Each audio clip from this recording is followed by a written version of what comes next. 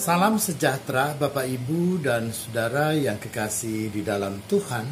Kembali kita bersama dipertemukan untuk renungan kebaktian rumah tangga GKP Cakung pada tanggal 14 Oktober.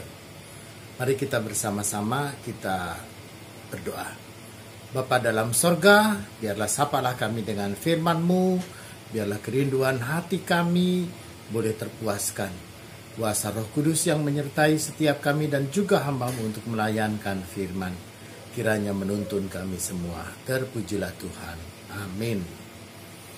Saudara, renungan kita pada saat ini saya ambil dari kitab Yesaya pasal 25 ayatnya yang pertama. Yesaya pasal 25 ayatnya yang pertama yang begini katanya, "Ya Tuhan, Engkaulah Allahku. Aku mau meninggikan Engkau, mau menyanyikan syukur bagi nama-Mu, sebab dengan kesetiaan yang teguh Engkau telah melaksanakan rancangan-Mu yang ajaib, yang telah ada sejak dahulu." Demikian pembacaan Alkitab. Berbahagia mereka yang mendengarkan firman Tuhan dan memelihara di dalam kehidupannya. Haleluya.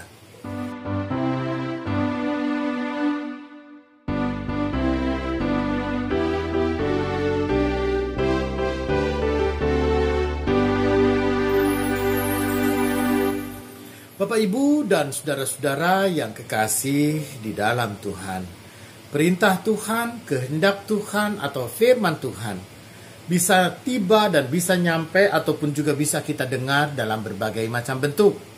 Bisa bentuk cerita pun juga macam-macam. Ada cerita legenda, cerita romansa, cerita fabel, ataupun juga bahkan esai, bentuk puisi, bentuk lagu, bentuk nyanyian.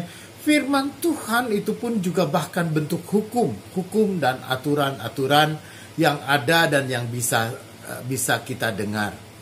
Sehingga apa yang Tuhan mau katakan kepada manusia atau kepada setiap kita, maka bentuknya macam-macam. Bahkan juga melalui media massa, melalui apapun juga berita-berita yang lain pun juga bisa nyata. Bisa menjadi bagian dari firman Tuhan yang berkata-kata kepada kita. Karena itu saudara yang kekasih di dalam Tuhan, kalau Tuhan menyatakan aturan dan menyatakan hukum, dan Tuhan pun juga menyatakan melalui nyanyian ataupun juga pujian syair, semuanya bisa menjadi bagian dari kehendak Tuhan. Karena itu, apa yang Tuhan mau rancangkan bagi dunia kita? Bentuknya macam-macam. Tapi apa yang Tuhan kehendaki dalam hidup kita? Salah satu saudara antara lain, yang Tuhan kehendaki supaya manusia hidup di dalam segala kebaikan. Supaya manusia yang hidup dalam dunia ini adalah dunia yang damai, dunia yang rukun, dunia yang tertib, dan yang memungkinkan kehidupan manusia ini beroleh sukacita dan sejahtera. Jadi apapun yang merusak, apapun yang menghancurkan, apapun juga yang membuat kehidupan manusia ini terancam, dan apapun juga yang membuat hidup manusia ini pun juga tidak tertib, saudara, itu adalah bagian yang Tuhan tidak kehendaki. Tuhan tidak pernah menghendaki kehidupan manusia yang kacau. Tuhan tidak pernah menghendaki kehidupan manusia yang tanpa aturan, tanpa hukum. Orang mengatakan hidup manusia tanpa kebaikan, hidup manusia tanpa hukum adalah hidup manusia di zaman jahiliyah. Tetapi ketika hidup manusia di dalam kehidupan keagamaan dan hidup manusia itu ada aturan dan hidup manusia itu pun juga melalui firman Tuhan, maka di sanalah ada kebaikan.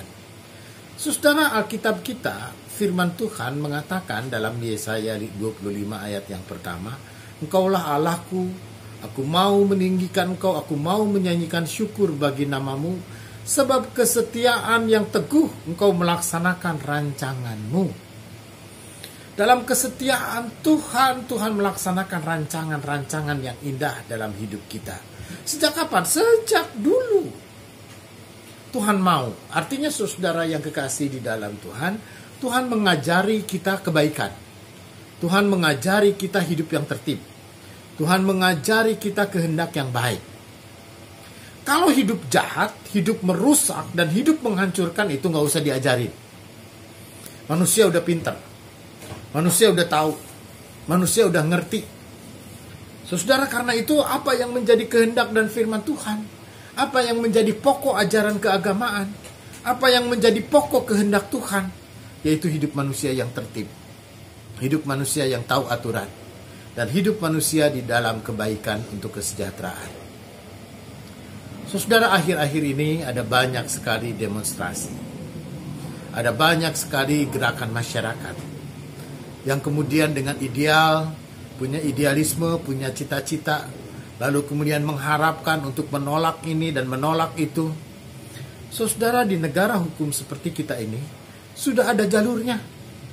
Sudah ada aturannya. Kalau ada sebuah undang-undang, lalu kemudian diundangkan ataupun juga disahkan, anggota masyarakat yang tidak setuju bisa melakukan uji material. Uji materi atau judicial review melalui Mahkamah Konstitusi. Sudah ada. Saudara, kita negara beradab. Kita negeri orang-orang yang berpendidikan. Kita pun juga negeri manusia yang beradab, yang tahu adab, tahu apa yang seharusnya, tahu ketertiban.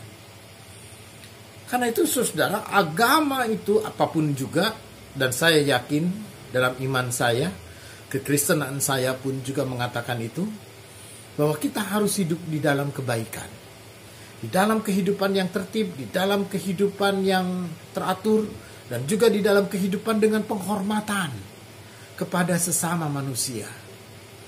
Karena itu saudara, kalau kita menyebut sebagai orang beragama, kita menyebut sebagai orang yang cerdas, kita menyebut diri sebagai orang yang beradab, dan mengadab kita pun juga dilandasi oleh agama, baiklah, kita pun juga menyatakan aspirasi, menyatakan pikiran kita, menyatakan kehendak kita pun juga secara adab, secara teratur, dan juga secara tertib. Karena itu saudara yang kekasih di dalam Tuhan, bersama dengan Yesaya, saya mau menyanyikan nyanyian syukur. Saya mau mengungkapkan syukur kepada Tuhan. Kenapa?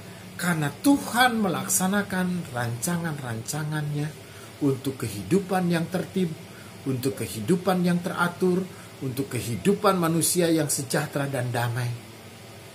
Tapi kalau manusia kacau dan kehidupan manusia tidak damai, itu berarti iblis, setan, atau manusia itu sendiri yang merusak kedamaian dan ketertiban dan kerukunan yang menjadi kehendak Tuhan. Kita bersama kita berdoa. Bapa dalam sorga, kami bersyukur Tuhan hadirkan kami di tengah-tengah negeri Indonesia, di mana kami hidup dalam realitas perbedaan. Perbedaan apapun juga menjadi sebuah realitas yang tidak bisa kami hindari. Perbedaan pendapat adalah sebuah kenyataan. Namun di saat ini Tuhan Allah Bapa, ketika ada masyarakat kami pun juga mengalami keberatan-keberatan oleh karena ada undang-undang Omnibus Law yang disahkan oleh DPR. Maka kami yakin dan percaya sebagai orang-orang yang beradab, orang-orang yang berpendidikan, dan orang-orang yang cerdas, kiranya Tuhan yang menolong kami, agar kami pun juga dengan sungguh-sungguh menjaga kedamaian, menjaga ketertiban, menjaga keamanan masyarakat dan bangsa ini, sehingga kami boleh bersama-sama hidup dalam sukacita, dalam kerukunan. Mereka yang memiliki aspirasi, mereka yang memiliki kehendak, dan mereka yang mau menyampaikan kehendak, sudah ada jalur hukum, baik melalui uji materi maupun juga judicial review melalui Mahkamah Konstitusi. Kiranya Tuhan yang menolong, agar kami pun juga boleh memanfaatkan semua cara, sehingga kami boleh hidup di dalam sukacita, damai sejahtera, dan juga hidup di dalam kebersamaan yang rukun satu dengan yang lain. Tuhan juga boleh berkati setiap kami yang bergumul, setiap kami yang mengalami sakit dan penyakit. Kami percaya Tuhan menjadi tabib agung kami. Kami berdoa untuk masyarakat dan bangsa ini, agar kami pun juga hidup sejahtera di tengah-tengah dan damai di tengah-tengah bangsa ini. Terpujilah Tuhan. Amin.